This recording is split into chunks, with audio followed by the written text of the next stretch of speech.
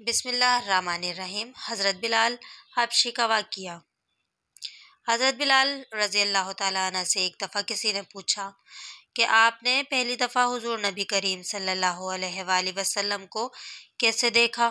بلال رضی اللہ تعالیٰ عنہ فرماتے ہیں کہ میں مکے کے لوگوں کو بہت کم ہی جانتا تھا، کیونکہ میں غلام تھا اور عرب میں غلاموں سے انسانیت سوچ سلوک عام تھا۔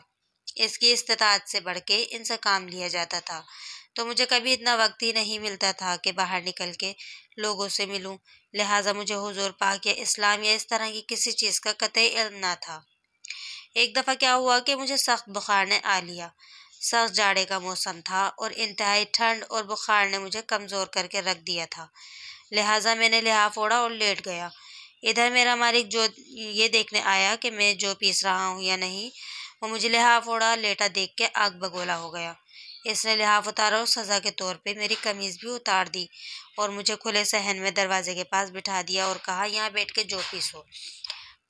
اب سخت سردی، اوپر سے بخار اور اتنی مشقت والا کام، میں روتا جاتا تھا اور جو پیستا جاتا تھا۔ کچھ ہی دیر میں دروازے پہ دستک ہوئی، میں نے اندر آنے کی اجازت دی تو ایک نہایت ہی متین و پر نور چہرے والے شخص اندر داخل ہوئے اور پوچھا کہ جوان کیوں روتے ہو؟ جواب میں نے کہا کہ جاؤ جاؤ اپنا کام کرو، تمہیں اس سے کیا؟ میں جس وجہ سے بھی رہوں، یہاں پوچھنے والے بہت ہیں لیکن مداوع کوئی نہیں کرتا۔ قصہ مختصر کہ حضرت بلال نے حضور صلی اللہ علیہ وآلہ وسلم کو کافی سخت جملے کہے۔ حضور صلی اللہ علیہ وآلہ وسلم یہ جملے سن کے چل پڑے۔ جب چل پڑے تو بلال نے کہا کہ بس، میں نہ کہتا تھا کہ پوچھتے سب ہیں مداوع کوئی نہیں کرتا۔ حضور یہ سن کر بھی چلتے رہے۔ بلال کہتے ہیں کہ دل میں جو ہلکی سی امید جاگی تھی کہ یہ شخص مدد کرے گا، وہ بھی گئی، لیکن بلال کو کیا معلوم کہ جس شخص سے اس کا اب تعلق واسطہ پڑا ہے وہ رحمت للعالمین ہے۔ بلال کہتے ہیں کہ کچھ ہی دیر میں وہ شخص واپس آئے، ان کے ہاتھ میں ایک گرم دودھ کا پیالہ اور دوسرے میں کھجوریں تھیں۔ انہوں نے وہ کھجوریں اور دودھ مجھے دیا اور کہا کھاؤ پیو اور جا کے سو جاؤ۔ میں نے کہا تو یہ جو کون پیسے گا؟ نہ پیسے تو مالک صبح بہت مارے گا۔ انہوں نے کہا تم سو جاؤ، یہ پیسے ہوئے مجھ سے لے لینا۔ بلال حبشی سو گئے اور حضور نے ساری رات ایک اجنبی حبشی غلام کے لیے چکی پیسی۔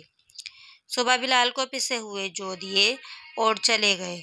دوسری رات پھر ایسا ہی ہوا، دودھ اور دوا بلال کو دی اور ساری رات چکی پیسی۔ ایسا 3 دن مسلسل کرتے رہے جب تک کہ بلال ٹھیک نہ ہو گئے۔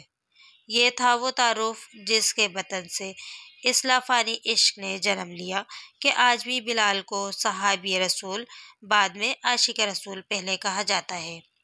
وہ بلال جو ایک دن اذان نہ دیتے تو خدا تعالیٰ سورج کو طلوع ہونے سے روک دیتا تھا۔ اس نے حضور پاک صلی اللہ علیہ وآلہ وسلم کے وصال کے بعد اذان دینا بند کر دی، کیونکہ جب اذان میں اشہد ان محمد الرسول اللہ تک پہنچتے تو حضور کی یاد میں ہچکیاں بن جاتی تھیں اور زار و قطار رونے لگتے تھے۔ ایصال اور اخوت کا یہ جذبہ اتنا طاقتور ہے۔ اللہ ہم سب کو عمل کی توفیق عطا فرمائے، آمین ثم آمین یا رب العالمین۔ دوستو، چلتے چلتے ہمیشہ کی طرح وہی ایک آخری بات عرض کرتی چلوں کہ اگر کبھی کوئی ویڈیو، کال، واقعہ، کہانی یا تحریر وغیرہ اچھی لگا کرے تو مطالعے کے بعد مزید تھوڑی سی زحمت فرما کر اپنے دوستوں سے بھی شیئر کر لیا کیجیے۔